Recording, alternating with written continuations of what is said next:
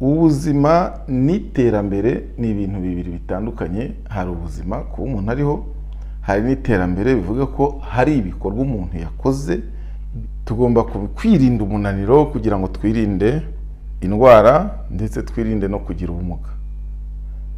Akenshi usanga ari cyo kintu kigaruka ku bantu benshi, umubiri ubyara udahatse, kandi akenshi ibibazo duhura nabyo by'ubuzima biva mu mibereho yacu ya buri munsi. Iyo umubiri wamaze kugira ikibazo, biragoye cyane ko wakongera ukamera nk'uko wari umeze mbere utarahura na cya kibazo. Ni ukuvuga ngo uba washegeshwe.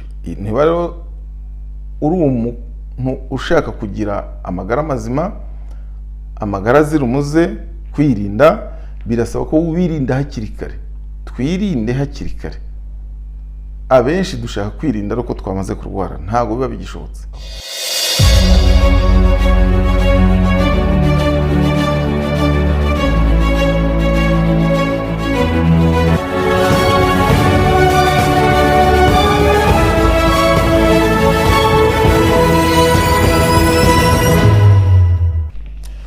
Mukomere cyane, mbahaye ikaze ku rubuga rutanga ubumenyi ku buzima n'iterambere.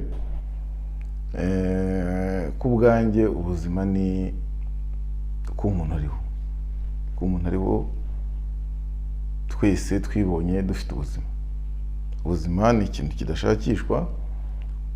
Umuntu ajya kubona akabona yibonye ku isi ari muzima, akora ibyo abonye byose, arya ibyo abonye byose, abayeho uko abayeho. Ni ibintu tudahitamo cyane, ariko kugira ubumenyi ku buzima bwacu byo tugomba kubihitamo.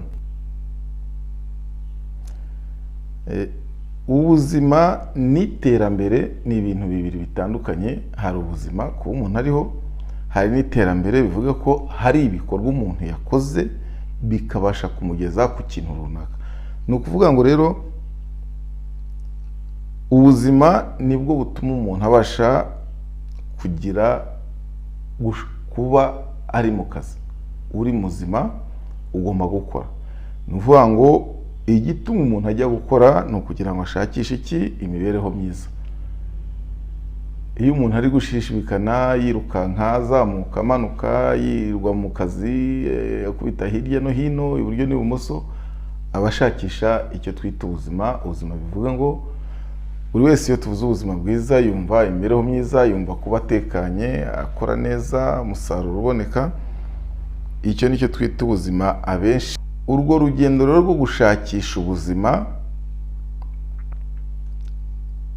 hagomba kubonekamo igikorwa cy'umuntu cyangwa se umurimo runaka uwo muntu akora kugira ngo azabashe kubona iki? Ubuzima bwiza, cyangwa se guhindura urwego rw'imibereho yari afite.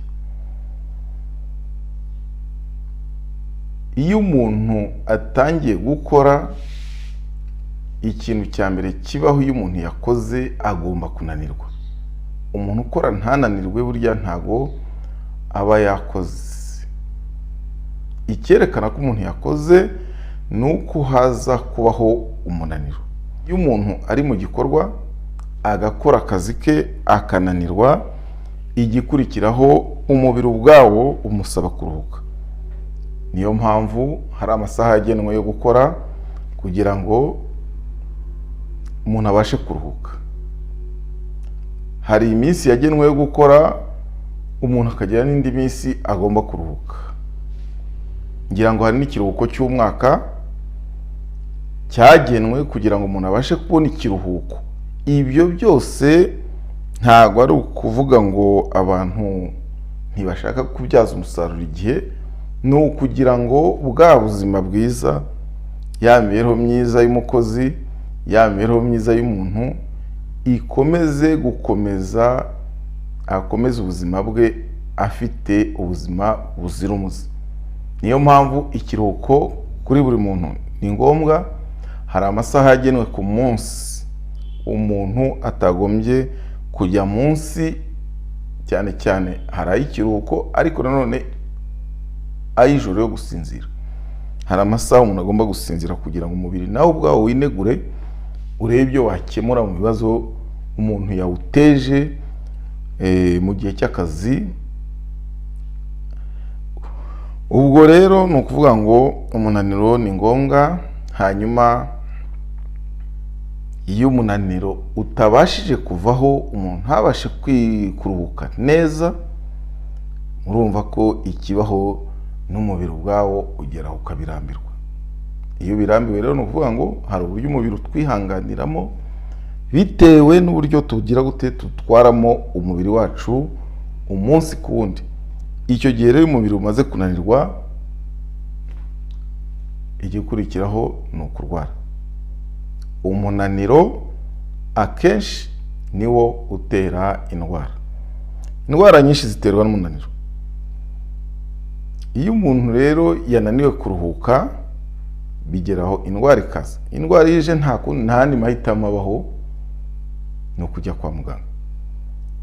Kujya kwa muganga, muganga hari umuririmbyi wabivuze neza, barasanasana iminsi ikicuma.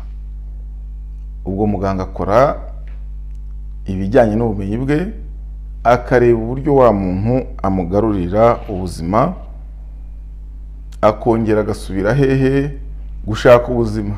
Gushaka ubuzima ni ugukora. Buri muntu wese rero igikorwa cyose umuntu abasha gukora, icyo ari cyo cyose wakora, gitanga umunaniro. Niba ushaka kugira ubuzima buzira umuze, niba ushaka kugira imibereho myiza, menya yuko uburyo ubayeho umunsi ku wundi, buri munsi hari ubwoko bw'umunaniro imibereho yawe itera ubuzima bwawe. Ni ukuvuga ngo dufate urugero, hari mu rugo rurimo abantu yenda umugabo n'umugore n'abana babiri cyangwa batatu n'umukozi. Abo bantu bose buri munsi bagira ibikorwa bakora. Buri muntu igikorwa yakoze, ari uwagiye ku kazi, ari uwiriwe mu rugo, ari uwatunganije mu rugo, ari uwiriwe yicaye areba televiziyo, ari uwiriwe muri smartphone, ari uwiriwe aryamye, abo bose bakoze ibikorwa bitandukanye. N'iminaniro igomba kugira gute gutandukana. Uwiriwe aryamye, umubiri we uzananirwa ibijyanye no kuryama igihe kirekire. Uwiriwe yicaye muri televiziyo nawe azananirwa bijyanye n'uko amara igihe kirekire yicaye, kwicara umwanya muremure. Ngira ngo icyo cyo tunakiriho, kuryama igihe kirekire, kwicara umwanya muremure, bingana no kunywa itabi. Ibyo ni ibintu bimaze iminsi bivugwa, ntago twabitindaho cyane. Ikiriho nuko ntaranaharenga, uyu munsi icyorezo gikomeye isi yugarijwe nacyo ni ikijyanye na sedentarite, bivuze kwicara amasaha arenze 2, kwicara amasaha maremare, umuntu atagize uburyo yanyeganyegamo agenda akore muvoma gakeya yongera agaruke yicare. Icyo ni icyorezo, tuzagitegurira icyigisho cyacyo kuko ni kinini cyane, ntabwo twakirangiza mu mwanya muto, ariko tumenye yuko kwicara ukarenza amasaha 2 wicaye mu mwanya umwe ntaho ubutaniye cyangwa se urusha ingorane umuntu wifatiye itabi akanywa. Ako ko tube tugafashe. Tukiri ku bijyanye n'akazi, turebe na wa muntu wagiye mu kazi, niba akazi akora ari muri biro, akaba afite inshingano nyinshi agomba kuzuza, agahihibikana kugira ngo abashe kuzuzuza. Ubwo n'uvuga ngo azicara igihe kirekire kugira ngo adapfusha umwanya ubusa. Uwo nawe hari indwara nyinshi zimutegereje zitewe n'uko yakoze icya kintu namaze kuvuga cyo kwicara amasaha maremare, umwanya muremure. Noneho dufate muri ba bantu, hari undi wiriwe mu rugo akora imirimo yo mu rugo, yinyuraho, anyura hepfo, anyura haruguru, akubura, aterura, ateka. Uwo nawe hari ubwoko bw'umunaniro agomba kugira bijyanye na mvoma nyinshi yagiye akoza. nuvuga ngo imihore cyangwa inyama nizo zituma umuntu abasha gukora ibikorwa bya buri munsi. Iyo zikora cyane rero nazo zirananirwa, kimwe n'iyo zidakora zirananirwa kurushaho. Undi ni uwagenda gucuruza mu isoko, cyangwa se atwara umushoferi, cyangwa se atwara moto, cyangwa se ni umutekinisiye, ni umubaji, ni umufundi, ni umuelectricien. Ibyo bikorwa byose tubamo umunsi ku wundi, bitewe n'ingingo zikora cyane kurusha izindi, bitewe n'ingingo zidakora cyane kurusha izindi. Harimo ubwoko bw'umunaniro bugomba kuboneka mu mubiri wa nyirabwo w'umuntu ukora icyo gikorwa.